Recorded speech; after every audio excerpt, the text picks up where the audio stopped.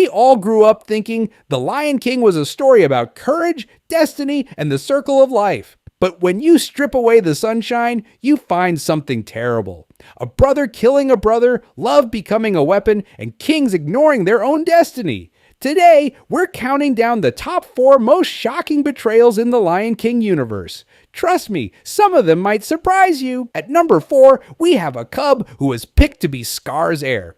His mother, Zira, taught him Scar chose you to follow in his paw prints to become king. So he learned to hide, to wait, and to do what he was told. But fate had other plans. As a cub, Kovu meets Kiara. They play on fallen logs, chase fish in a river, and laugh like friends. The movie shows them close and safe, but while Kovu plays with Kiara, Zira has plans. Years pass, and that carefree cub becomes a soldier of her will. But love has a way of sneaking in quietly. Kiara shows him kindness, something he's never known. She makes him see the Pride Lands in a whole new light. And that's when everything starts to fall apart.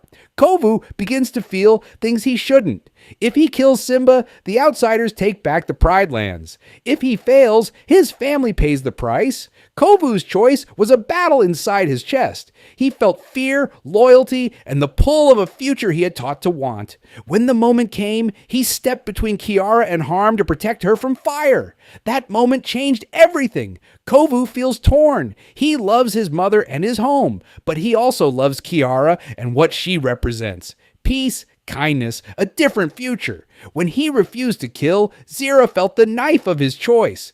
The outsiders felt that shock. However, Kovu did not become a villain or a hero overnight. He chose a hard path, one that risked exile, anger, and war for a chance at peace. This was a betrayal not meant to hurt anyone, but to save everyone. He traded the weapon he was made to be for the choice to protect. That choice broke the chain of hate and opened the door to peace. But peace doesn't end the cycle of betrayal. Sometimes the wounds we carry are invisible, and the next betrayal comes from the one meant to inherit a legacy. When Simba was born to be king, Mufasa taught him everything about courage, balance, and the circle of life. But after Mufasa's death, Scar made his final move that shattered Simba's world. He told Simba it was all his fault. Simba believed him and felt guilty, so instead of staying to face the truth, he ran away, far from the Pride Lands, his mother, and the kingdom his father died to protect. At first, Simba thought running was the right thing. He met Timon and Pumbaa, and their carefree world felt safe. Hakuna Matata sounded like freedom. But it was also a sweet lie that helped him forget who he was. While Simba played under the stars, the Pride Lands slowly died. Scar's rule turned the once green land into a desert. Every roar that should have come from Pride Rock was replaced by silence. Simba didn't mean to betray his father's legacy, but by running, he broke the promise Mufasa had made him to stand tall and protect the circle of life. It took Rafiki, Nala, and the echo of Mufasa's voice to wake him up again. Only then did Simba understand. Running doesn't heal guilt, it only feeds it. And finally, Simba returned to Pride Rock, not just to take back the throne, but to seek forgiveness. He faced everything at once, the fire, Scar, and the past he'd been running from. And in the end, he didn't roar as a scared cub. He roared as a son reclaiming his father's legacy. This is how Simba's story proves that even heroes can fall, not because they're weak, but because they forget who they are. While Simba found the strength to return, another betrayal was already waiting, from the very ones who helped Scar rise to power and would soon tear him apart. Because evil doesn't stay loyal, it uses, feeds, and when there's nothing left, it turns.